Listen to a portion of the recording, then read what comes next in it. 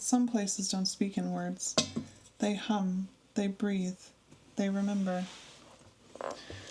Lantern Hollow is one of these places. It doesn't demand attention, but when it stirs, you feel it, like the weight of an unopened letter, or the hush before a name is spoken, long since forgotten. This story begins not with a flicker, but with stillness, the kind that waits with purpose. Let me read it to you. It starts beneath the willow, with the lanterns that haven't been lit in years, and the voice that said go to where she last listened. Lantern Hollow had always been a place of stillness, not silence exactly.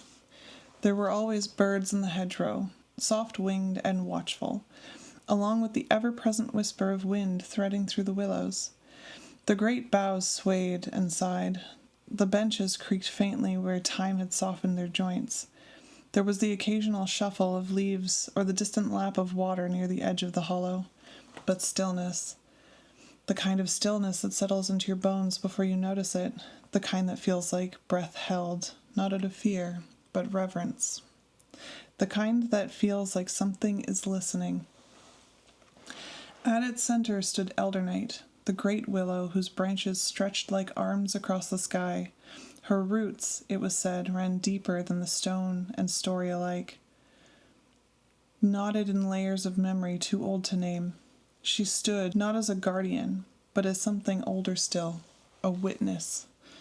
Beneath her vast, swaying crown stood the circle of lanterns, 12 in all, spaced evenly like the hours of a clock, tall and iron-forged.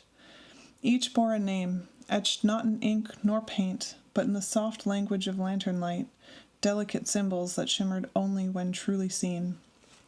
Most had not been lit in years. Some never had. But all were tended, all were polished, lovingly maintained by careful hands who remembered their purpose even when that purpose no longer seemed urgent. At least, until memory began to falter. It started with small things. A child, no more than 6, wandered through the hollow one afternoon with her grandfather, her hands in his, her boots scuffing through the fallen leaves. They paused in a patch of sunlight near the outer edge, and the girl looked up suddenly, eyes wide. "Did you see that?" she whispered, pointing with wonder toward the lantern-marked Avon. Her voice was not frightened. It carried the hushed awe of someone who had stumbled into a secret. The old man saw nothing, but the girl insisted. The glass had glowed, just for a moment, faintly, like the end of a breath. Later that week, a baker's assistant passed through the hollow at dusk. The sky streaked pink behind her. She was in a hurry, apron still dusted with flour, arms full of bundles. But just as she reached the lantern-marked Marin, something shifted. The air changed. It wasn't colder, just denser, thicker with meaning. The scent of rosemary drifted by, unmistakable, though the bushes hadn't bloomed yet that season. She turned and found a braid of green and silver ribbon tied gently at the base of the lantern, neatly done, purposeful. It hadn't been there that morning. The Lanternkeeper visited the hollow 3 times that week. They weren't sure why, not entirely. Each time they brought nothing, said nothing, made no marks in their notebook. They simply sat, on the same weather-worn bench, near the same lantern. Each time the hush grew heavier, not the stillness of silence, but of waiting, the kind of quiet that gathers not before a storm, but before a story. Other villagers came too. Some strolled through with only a glance toward the circle of lanterns, just a tilt of the head, a softening around the eyes. Others lingered, sat for hours without speaking. Their eyes followed the sway of Eldernight's limbs as if hoping she might speak. No one said it aloud, but something had shifted. Then, one evening, warm, windless, and nearly golden, the flicker came.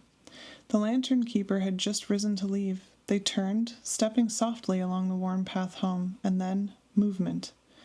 Just at the edge of vision, they turned sharply, and the lantern-marked Marin, it trembled, not from wind, not from passing footsteps, not from anything outside, but from within. A shimmer, barely more than a breath of light, a flicker, then nothing. They stepped closer, heart catching its rhythm in their throat. Carefully, reverently, they laid a hand on the iron post. The metal was warm, and there, just below it, nestled between two roots of Eldernight's great, tangled base, lay something small and unmistakable. A braid of rosemary, bound with green thread. They did not speak of it, not to the market keeper, nor the rush weavers, nor even old Wren, who, that very evening, lit her lantern for the first time in over a decade and placed a second letter beside the first. The Lanternkeeper simply returned home. Their heart beat slowly now, like a bell after it's rung, the echo of something sacred. When they entered their cottage, the hearth was dim. The air felt gentle, as though the rooms themselves were waiting. They found their bed turned down, neatly, quietly. On the pillow, a folded letter. This one was sealed, with a piece of green thread, knotted once, its ends fraying like the edge of memory. Inside, it begins where it was once forgotten. Go to where she last listened. The handwriting was quite the same. A little shakier, a little older, or perhaps both. That night, the Lanternkeeper stood barefoot in the stillness of their cottage. They did not light the whisper light. They let the dark come in as it wished. By its hush, they began to pack a small satchel. No rush, no checklist, just what felt true. The notebook, the first letter, the braid of rosemary, the green thread seal, and one lantern, not for lighting, but for remembering.